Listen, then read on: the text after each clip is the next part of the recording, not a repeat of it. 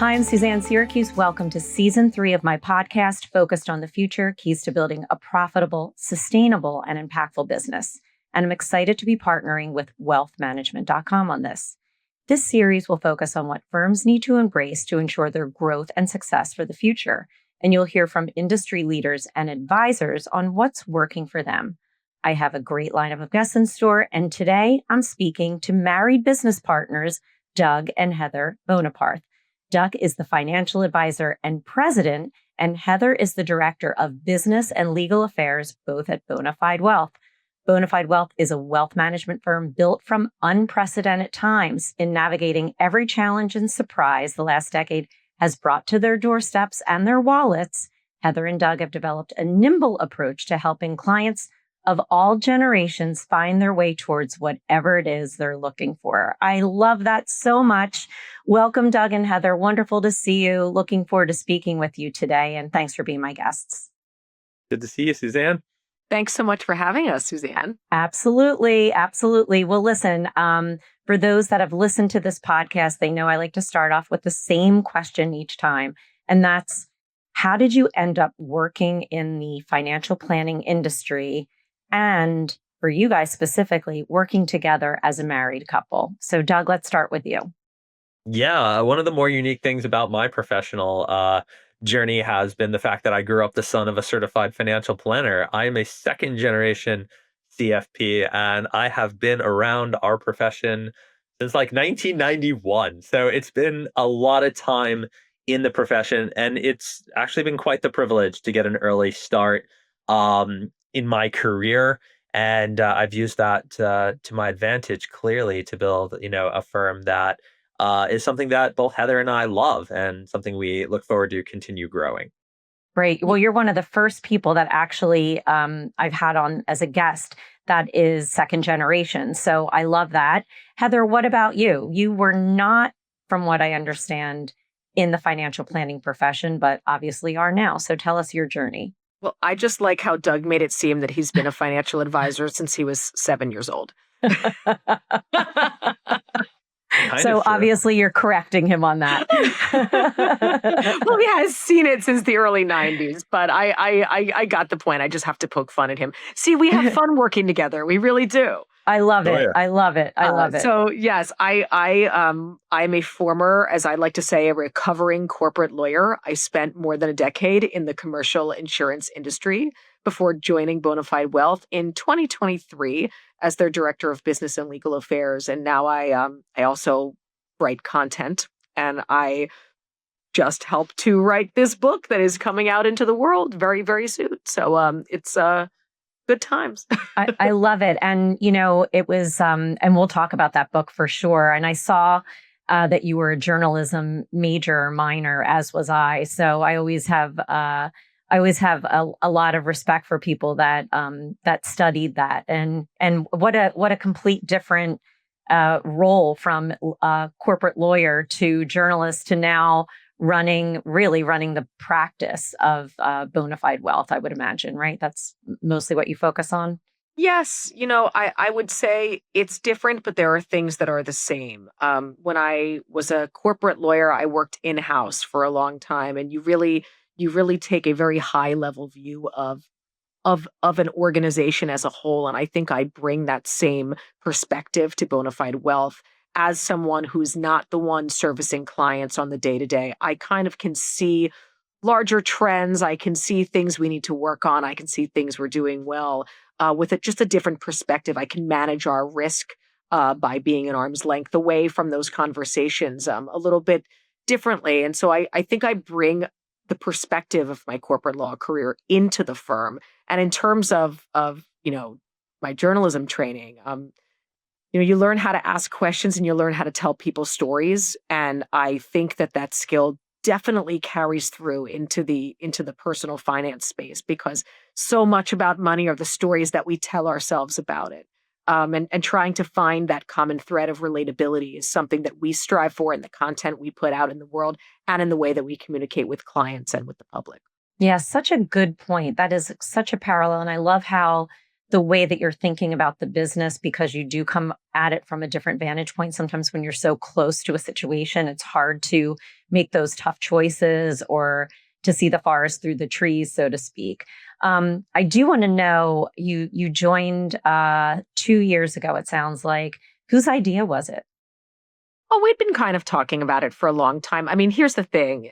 When you run a family business, it's everybody's business. So, from the time that Doug went out on his own and founded Bone Fide Wealth, this was something that I've been involved in from the start.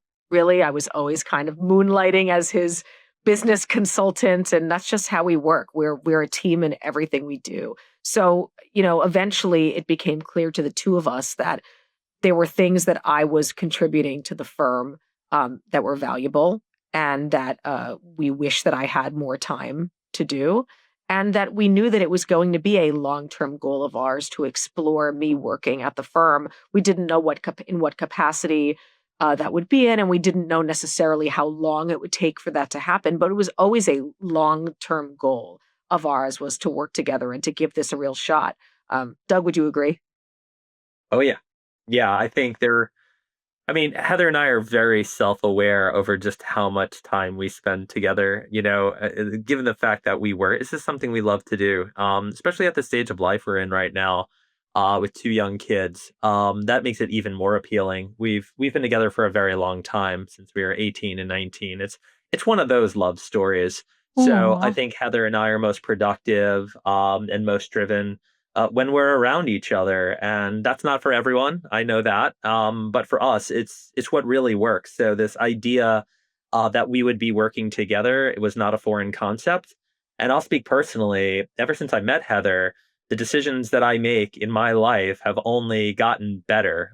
And it's not just love; it's because Heather is obviously extremely smart and thinks dynamically, and we're opposites in many regard, and therefore it serves as a really nice complement to something like growing a business. So for all those reasons, and so many more, this team we've put together in each other, specifically in the context of a wealth management firm, has been nothing but great, at least from my perspective. And my only hope is Heather, with the projects that we're working on here, finds her place and is energized by this. And so far, so good.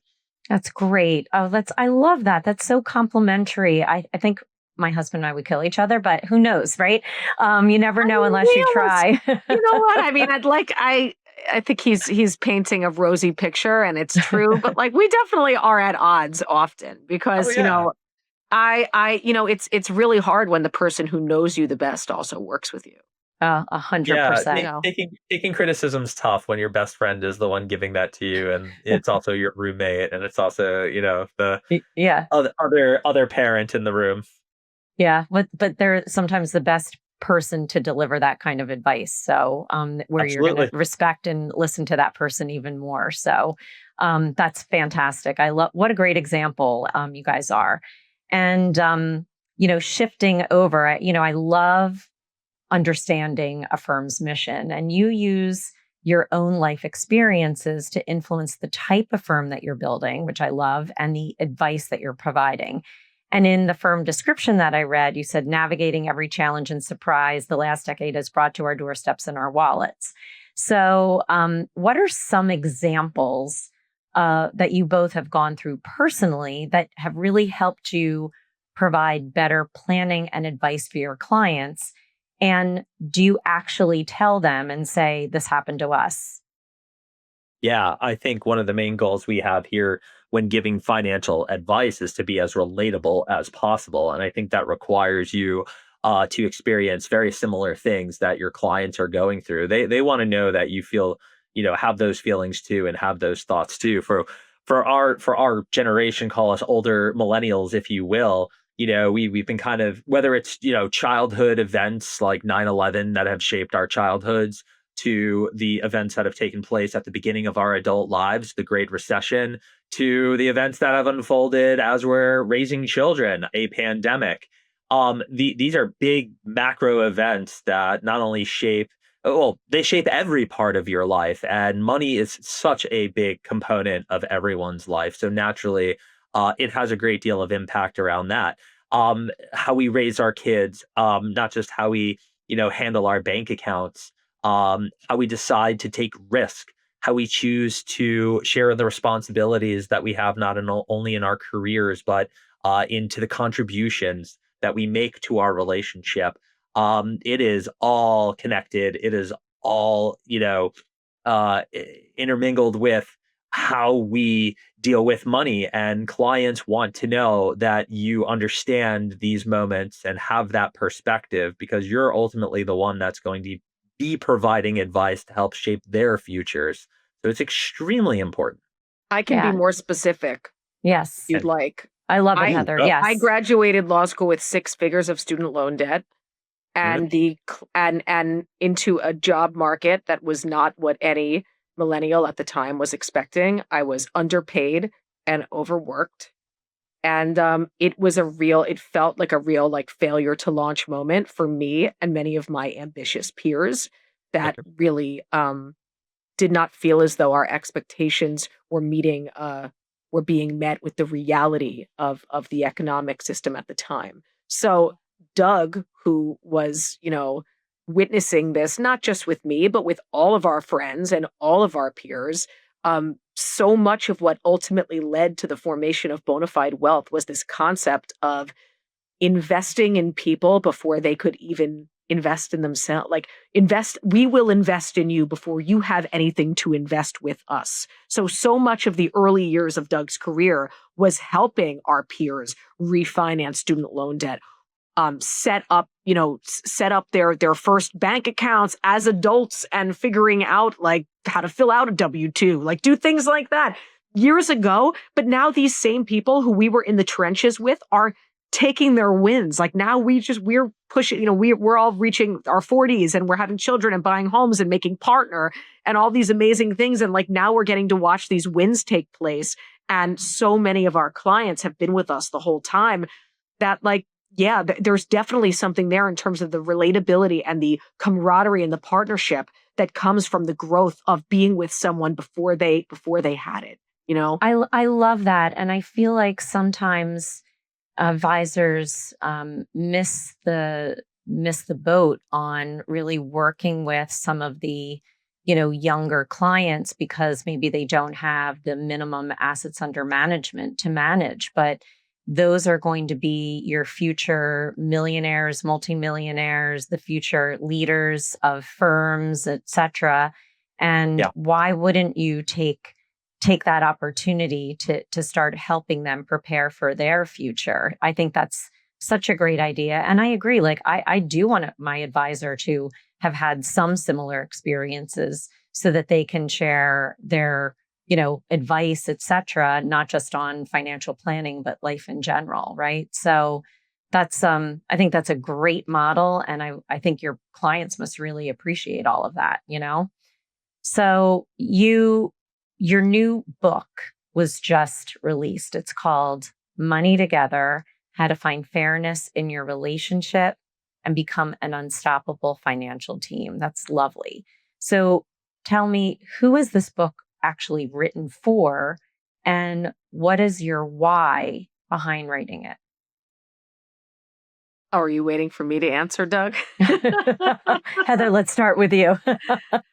This book is for couples of all ages. It is not for people in one season of life. It's for couples in any season of life who are Yep. looking to understand themselves better and their partners better. I think it's very, very easy to get lost in your marriage. I think it's very, very easy to get buried under your circumstances. So I don't want to limit it and say this is a book for millennials. Will millennials find a lot of relatability in the stories that they hear, because we're talking about a lot of the Absolutely. unique circumstances that have been present over the last decade in terms of pandemic parenting, in terms of post Great Recession labor environment? Like, will they find pieces of themselves in it? Sure. But I don't think it's limited to that. I think anyone who wants to understand their partner better and their partner's relationship with money and their own relationship with better, and how to marry those two together, they're the people who will benefit from this.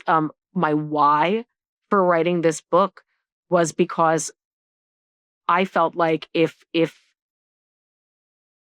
our circumstances could take us so far, could carry us so far apart financially, which they did at a certain point in time, despite the fact that, yes, we've known each other for a gazillion years. Yes, we've done a lot right together. Yes, my husband is a 20-year financial professional and I'm a, well-educated corporate lawyer.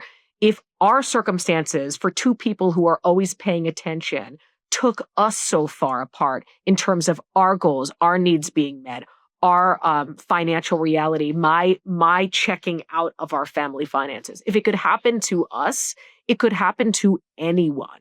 And it is happening to anyone. And so my why was that I wanted to understand better the power dynamics over money that take place in a relationship, because we're not talking about dollars on a page or on a screen. We're talking about the feelings and the emotions behind why we do what we do. And I wanted to understand that a lot better. That's I am such a powerful statement. I love that. And as you were talking, and sorry, Doug, I just wanted to respond to what she said. I'm thinking like I think the same kind of thing. I mean, I'm just thinking about my own personal relationship, and I was running a business. I was, highly stressed, and I kind of turned a lot of things over to my husband, and just I was like, I'm already running a P&L at work. I don't want to run one at home. And how that did affect, certain things. And Exactly. there's and you would never, I would have never thought I would have given up that side. Now I've re-engaged, but there was a time period where I just couldn't take on anymore. I just didn't want to look at any more numbers, and I trusted my husband, but that's not the right answer, right? And that's right. And that's so common. And you also see so many women step away from their finances around the years that they have children.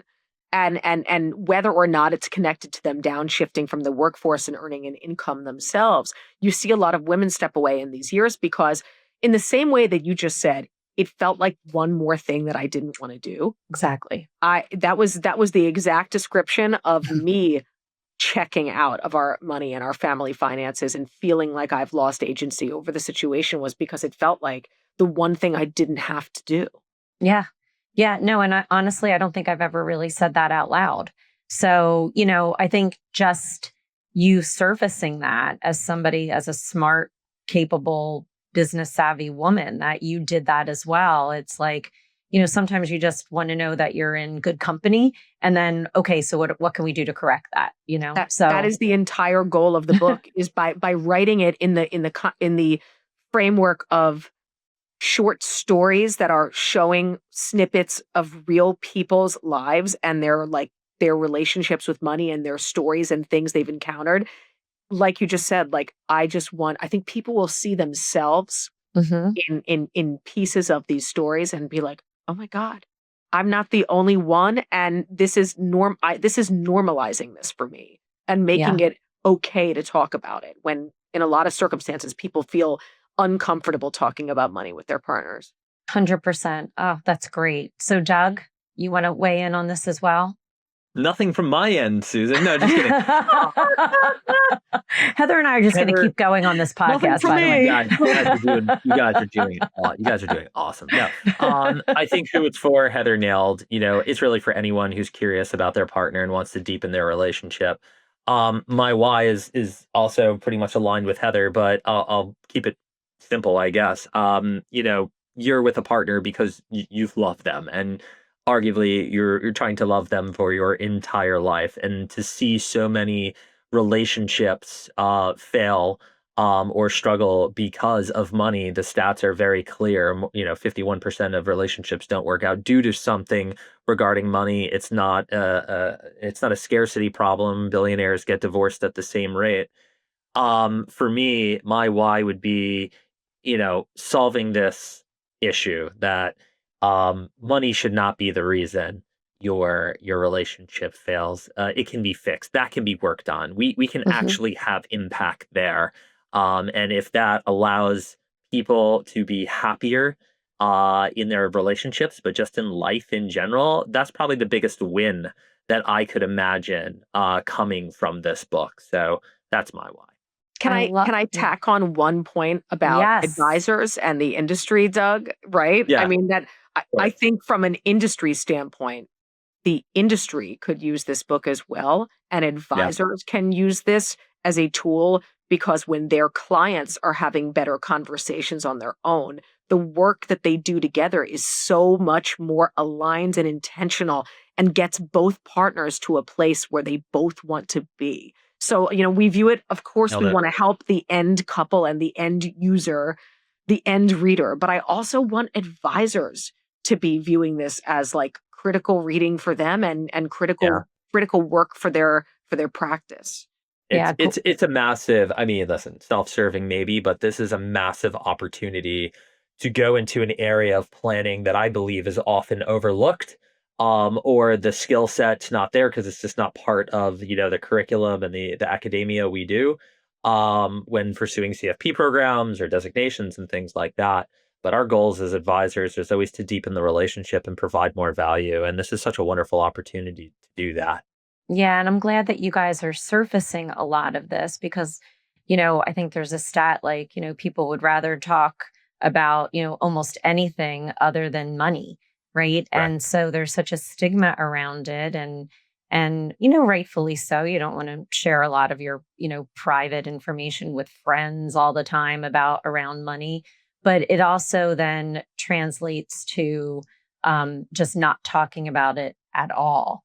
But if you can help even just a few marriages be saved because you got to them early and they're able to talk through their money issues, imagine that ripple effect on so many things. So I love this. But you brought up a really good point on how financial advisors can be utilizing this information. So what are some of your best practical tips that you can share with some of the advisors that may be listening to this podcast on how to best work with couples and ensure both parties are actually involved in the financial planning discussions? What's some things that you've really seen work? Yeah, it's a wonderful question.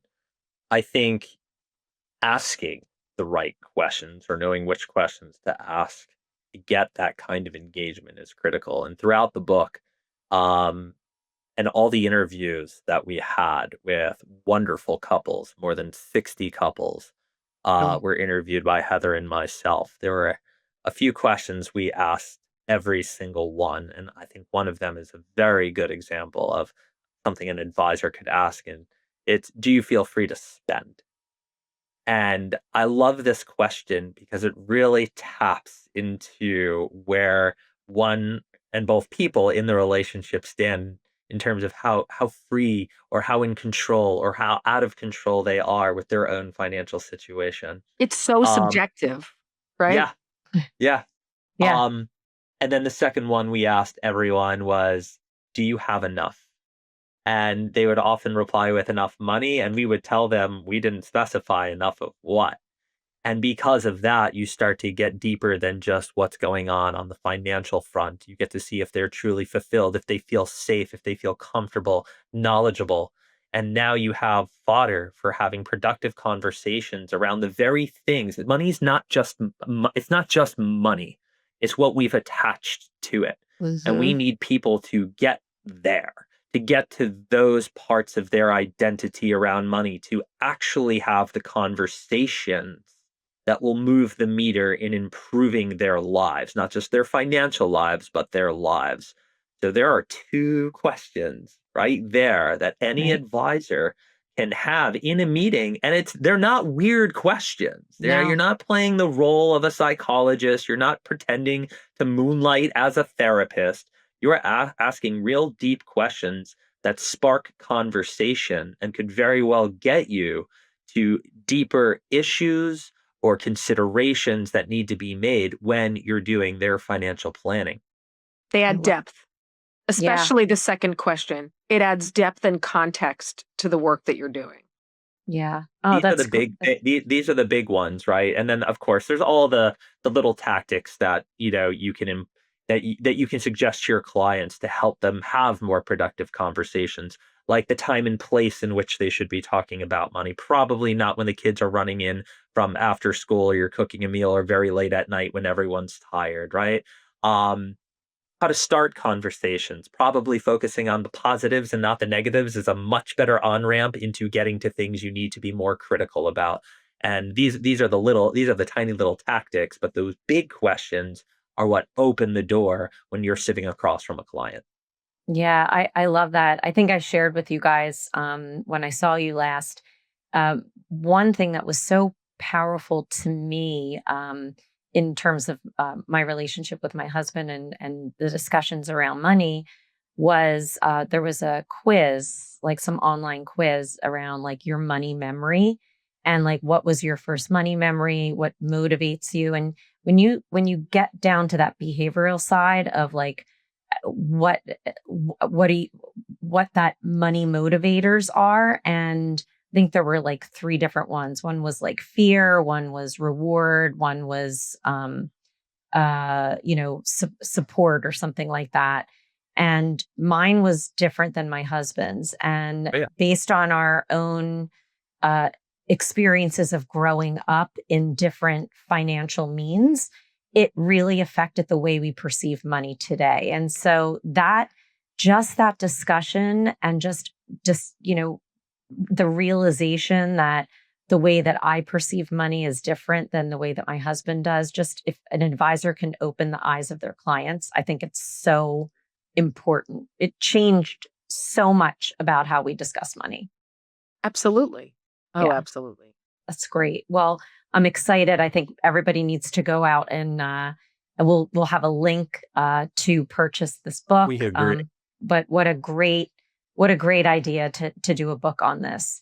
So shifting gears, I do want to talk about really like one. I mean, I met you years ago, Doug, through my prior role at Investment News, but I follow you on X, and you use social media better than almost anyone that I've seen, especially in this industry. Most advisors struggle with this, but you really have mastered it. On X, for example, you've almost 300,000 followers. It's insane. I love your posts. You use a lot of humor, which I love. So, how has social media impacted you and your firm? And what advice do you have for those that are just getting started or just feel too overwhelmed to even start? Yeah. Yeah. Well, thank you for those compliments. It's never did I imagine it would get this far and this would be here. So whether I was in the right place at the right time or my wit and humor actually earned me the following that I have, I'll take it either way because It's pretty when amazing. thanks. When you think about, or as I think about it from a marketing standpoint, or as a tool that advisors can use in their business, I think it serves many functions, right? I think ideally everyone comes at this like, hey, can I use this to get a client? Can I do this to grow my business? And I think that's easier said than done. And I have a lot of amazing friends and colleagues who've figured out how to share thought leadership, not just silly little jokes and memes, but have actually figured out a way to generate business out of that, which is an absolute beautiful thing to think I've lent a hand in encouraging advisors to do that is really cool stuff.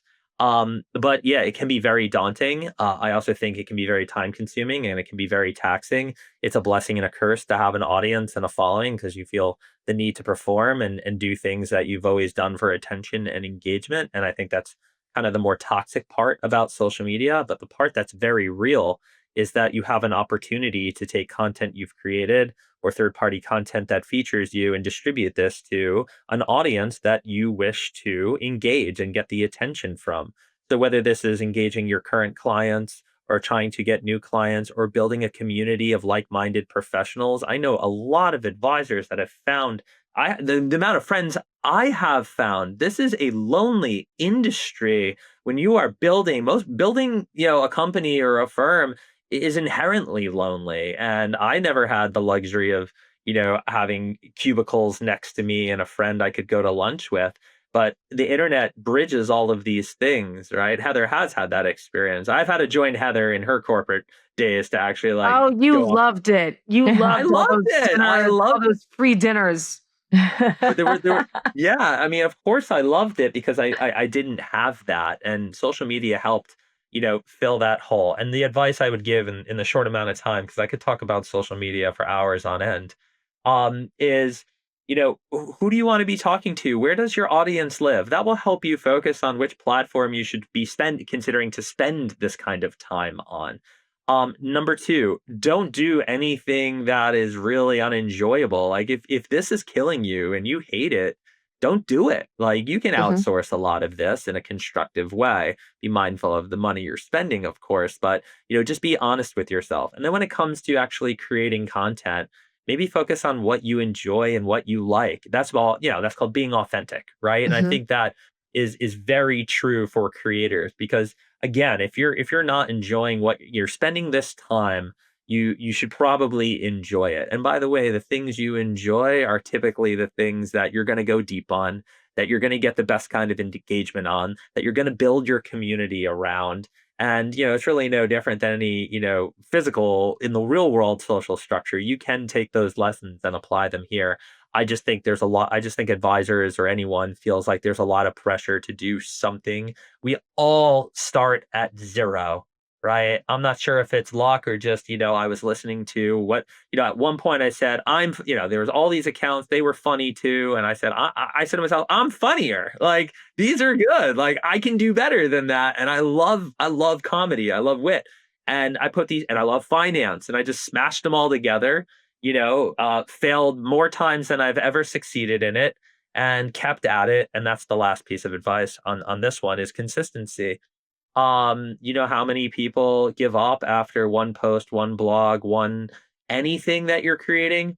If you have the fortitude to do this consistently over and over and over again over long periods of time, you will succeed. You We don't just go to wrote the a gym. hundred. We just wrote 100 posts of the joint account. I just realized that it was 100 or the next That one. was number 100. Yeah, I mean, you Wow. don't go to the gym you don't go to the gym one time for the first time in a long time and say you're in the best shape of your life.